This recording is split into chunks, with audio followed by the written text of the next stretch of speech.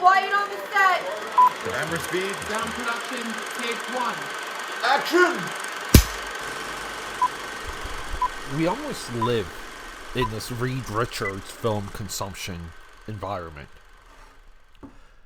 It's a little bit magical when we have a giant premiere. I mean, Marvel did a lot of good work with the Fantastic Four announcement, live streaming, the red carpet, the overall rollout to the Fantastic Four First Steps being a significant we have arrived film. You can see the red carpet stream or the red carpet event on Disney Plus and Hulu. It populates even when you search Fantastic Four on both of those apps. And I remember back in the day, you would kind of have to watch E! Entertainment and even like hard copy just to get glimpses of red carpet events and any little tidbit that the actors and filmmakers would say about the movie. I remember being glued to the TV for Jurassic Park Lost World for that very reason. So I was there. Like the initial announcement of Fantastic Four, which Marvel streamed on YouTube and multiple platforms. I watched the red carpet. And then from that point on, nothing about this movie was good enough. Isn't that wild? Now, I was critical over it being in an alternate Earth, not in the proper Marvel Cinematic Universe. I thought that would be a disconnect. I thought that would be kind of like baked into the dough that the story would not be consequential, would not be big enough because it was in this alternate Earth. And again, it's science fiction stuff. It gets complicated. It gets weird. When you have to explain the premise of movies, like it kind of like you cross a zero barrier sometimes with the explanation of things. You're in trouble. I think my contentions and my fears about the Fantastic Four First Steps was truthful. I think I nailed it with that perception. Now, we go in like two paths here. Fantastic Four First Steps as a part of this Marvel Cinematic Universe tapestry. Or a movie. It's just a movie. And I feel like Fantastic Four First Steps now, and this is more rare with the modern Marvel Cinematic Universe movies. This succeeds very well as a film. It really does. It doesn't really succeed as part of the Marvel Cinematic Universe. You don't really know where this film fits, or if it fits at all. I still feel, I will keep saying it, they should have put this film in the 60s. They should have done a little bit of work with all this other content. Years worth of streaming shows and other movies. They could have baked it a little bit into the pie that the Fantastic Four disappeared into the negative zone in the 1960s. They could have done that, and this movie would be their re-emergence. And right, like, we kind of get something because we got a lot of retcons with Avengers Endgame that I feel everyone tracked. And everyone was happy with it, even though I was on the fringe of just like eye rolling the entire time that we got into all the nostalgia bait and all of the time travel goofiness. I still feel Endgame should not have been a time travel movie. I think killing Thanos so early in that flick, because everybody wanted a rematch. They wanted a rematch against that Thanos, not the alternate Thanos. So this is what I mean by it getting complicated. So this Reed Richards world, let's just go back there. This Reed Richards world of film consumption that we live in. I was there early for Superman. I felt like that was important. I've experienced quite a few Fantastic Four events in my life, and as important as I view as the Fantastic Four is, Roll sound. Rolling. Sound production, Let take me 2. cut in. Sorry, AKA Padders. I know it's such a hot, passionate episode, but I'm breaking the flow real quick just to remind you guys. If you want to support me, one of the best, easiest, and free ways to do it, leave a comment. Give me a like. I know there's someone out there that you know that loves film as much as I do, that love the film industry as much as I. Show this to them. Comments, likes, and reviews, positive or negative, it doesn't matter. We need to increase our reach, and to do that requires you. Your involvement in everything that I do. We're linked. We're forever bound. You're the membrane. I'm the muscle. So guys, let's just do it. One review. Do you have it in you? Okay, back to the show. To Marvel, I view the importance of Fantastic Four equal to the importance of Superman, which made July 2025 so thrilling for me. I mean, we did a lot of work on YouTube where I'm going through dozens and dozens of issues and storylines from both of those titles to bring to my YouTube subscribers, because we do comic book breakdowns and reviews on YouTube as well. But I couldn't make it to the theater. I made it to the theater for Superman. To me, that was my priority over Fantastic Four, because somewhat the hype train around Fantastic Four killed some of the excitement for this movie. But boom, it's right there on stream. So I don't know when it's dropping. I do my best to track some of this stuff, but it drops. I turn on my TV, turn on my Amazon Cube, and it's right there, right as a banner, masthead tile slider, whatever the hell you want to call it. And I'm just like, I buy it. It's like $30. I buy it. And within 10 minutes of, this is like the business day. My day's starting. A lot of times my phone just kind of, it goes for an hour or two. And I can get stuck on the phone. But yeah, I'm working from home, doing stuff from home, utilizing my time. I got Fantastic Four muted and running in the background. And so much of it's just catching my eye, especially in the beginning where they do this like little bit of a montage of all the other villains and issues, if you will. Because this is roughly the first 6 years of Fantastic Four within the comic book continuity. So they set up this amazing, wild backstory. But there's no Doctor Doom. There is a little bit of a... I think Sue Storm's at the UN, and you see the Latvia, like I could never pronounce it, but Doctor Doom's European country. It's an empty seat, but you see the country's nameplate. And I want to say my schedule needed to slow down just enough. So maybe 2 days later, 3 days later. So I'm in maybe like that third night. It's like, here we go. Popcorn night, everything. I got the fiance. I tell her about Fantastic Four, trying to prep her. Now, she likes Silver Surfer. She liked Silver Surfer in Rise of Fantastic Four during July when I was watching that movie. And I'm like, yeah, Fantastic Silver Surfer is in this one, but it's a girl. So like and she's like, she doesn't know, right? I gotta explain to her why the Silver Surfer's female like things, right? And she's just like a little bit disappointed because she liked the one from Rise of.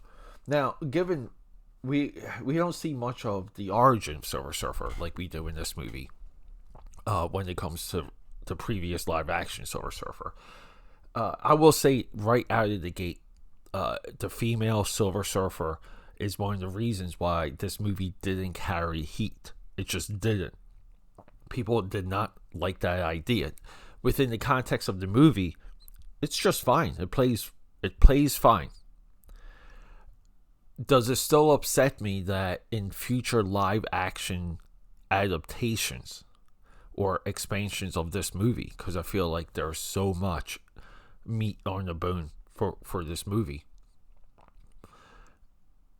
that we won't get nor in Rad, nor and like later, like my fiance and I, we were out to dinner and it came up again, and I kind of reminded myself sometimes, because I I go on my own dissertations when I talk about this stuff, that during the revolutionary 60s, the uneasiness of college life in the 70s, 80s, 90s, 2000s, right? But now back to chaos. That the revolutionary characters that college students hooked onto, right? And I believe this was a Rolling Stone poll or like article, but it was Hulk and Silver Surfer, and the philosophies and the ideas and just the manner of the Silver Surfer struck a lot of young college kids. I think that's amazing. Silver Surfer, you can argue, is the first intellectual American superhero. Not Tony Stark, not Reed Richards, but it's the Silver Surfer. I believe there's something to uphold with the character when it comes to that. Cycling back to Silver Surfer, I was a busboy trying to make my way to the chef's line for a steakhouse in New Jersey. And this place was huge. But me and one of the other busboys, we would break away and watch episodes of the Silver Surfer when it was on Saturday morning. And there was this one TV in this like back hallway that it wrapped around the restaurant. So it was almost like a maintenance hallway. But there was like this TV there. And it was in the corner of this hallway, like the top corner. Kind of like what you see in movies. May have been a security like screen at one point. There might have been cameras running through it. But we would find, like it got local. So we were able to put on Silver Surfer in that. And then at that point, the Marvel Animation Tanks gets bought out. And you could only purchase Silver Surfer on bootleg. And it was tough to get like all 12 of those episodes at high enough quality via bootleg, VHS and DVD bootlegs. At one time, I had multiple sets because of outside of the DVD covers, I would mark which episodes were watchable, which ones weren't. So I would have to mix and match if I were to, spend a couple hours of my life watching it. And those episodes are fantastic. I feel like Marvel Animation was transcending at that time, and what a depressing turn of events where that show just got dumped and it disappeared. I feel like they were putting everything that we saw story-wise, character-wise, emotion-wise in Spider-Man and His Amazing Friends, and everything that we saw in X-Men, the animated series, pre-season 5. And it was like this, it was almost like high adventure, but emotional and grounded. And that show too, like brought us Thanos, brought us so much. I still loved it, the pilot. I think that pilot episode is the best of Marvel Animation in that entire era. So even for me, Silver Surfer has long been a character I've been with. So them changing Silver Surfer to a female on the surface, like you kind of want to say, it did not work. So from that point, I'm watching this movie now. At night we're having a popcorn night. And I gotta be honest, my AKAPADers, it's been a while since I'm in the flow of watching a film. And I say to myself, I have to watch this again. Like, as soon as this movie's over, I have to watch this movie again. And I did that for about 2 straight days. I saw the movie 3 times in 2 days. Now I'm going to get to the depressing side of the film commentary world, the film review world. The reasons why a lot of you, and I say thank you to so many of you, especially during my little pause period So many messages. Honest to God. Here's the thing. We were told that this movie wasn't there. We were told that this movie was compromised, that this movie was woke, that because of guys like Pedro Pascal, and look, I wasn't crazy about him either. He's fantastic in this movie. The film itself is fantastic. The music, the score, I even like the original song, and there will be an episode on Let Us Be Devoured that runs at the end credits for this, because I have a whole story around that. This movie is a visionary piece. This movie, if you didn't know about any of these concepts, it pulls you in. The family dynamic is absolutely there. Everything with the Thing. People going into this didn't like the Thing's voice. Herbie, and the way how they literally reimagined Herbie, and how factorial he is in the plot of this movie. Seeing Galactus walk through a city, the whole plot to get rid of Galactus, which is one of the hardest shells to crack when it comes to comic book lore retelling. The way that they get rid of Galactus is one of the... In the comics, we all know it, the ultimate nullifier, which we never found out what it really does. It's one of the great moments in early Marvel history. Maybe the greatest moment, to be perfectly honest. So, they got it. They got a way to get rid of Galactus. We have a world, we have a movie that someone can just sit down and enjoy and get into. Reed and Sue's relationship. I mean, the scene where Sue makes her stomach invisible so Reed can see the baby. There is a true loss. We were told that Sue was going to be the leader of the team. We were told so much bad stuff about this movie. You just wanted to back away from it for a little bit. So this world, right? Like now, it's not too much long after the movie. We can watch it at home, but not only watch it at home with amazing sound, a giant screen, and somewhat of a very accurate theatrical experience. I mean, I even have subwoofers that run underneath my sofas that I Bluetooth in to get a little bit of theater level vibration. I think this movie is one of the best Marvel movies made. I think this movie is one of their most visionary movies ever made. This is their best movie, in my view, since Infinity War. And in all, when we look at this and Thunderbolts, we're given a gift. We're given back-to-back solid movies. There's a moment at the end when Sue, we all know if she's dead or we know she's right. But the way how the child, Franklin, brings her back to life. She comes back with the power cosmic in her eyes. Reed, his state, again, acting. His state before that moment. Heartbreaking. His relationship with Reed. Reed's frustration with not being able to turn off his brain.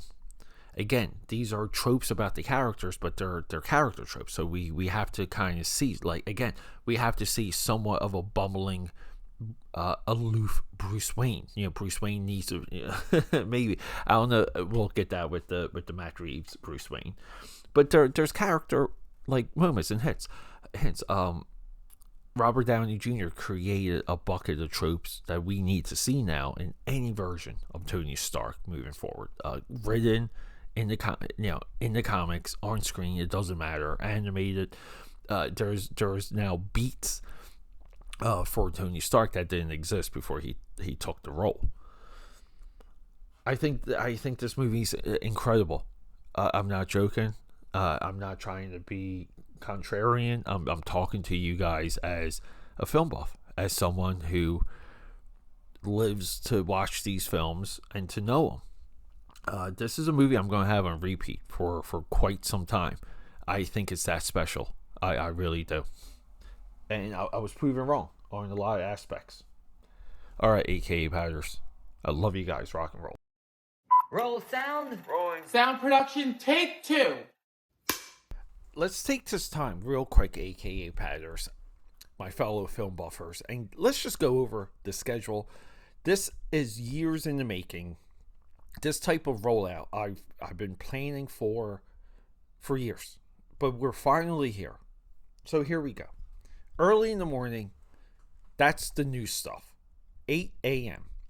Now, 8 p.m., Monday, Tuesday, Thursday, Friday, these are movies maybe of something coming out, like if there's a Marvel movie coming out and we want to do a retrospective on that particular franchise, or if Sylvester Stallone comes back and gives us Rocky Part 18, we might want to use the later time slots for a week or two to go over all of the Rocky movies. Now, we have a lot of different threads on this podcast that's explored 8 p.m. So 8 a.m., 8 p.m. Wednesdays at 8 p.m., this is our creator spotlight. We could do an episode on Martin Scorsese, Steven Spielberg, some of the new guys, Spike Lee, even composers, guys like John Williams.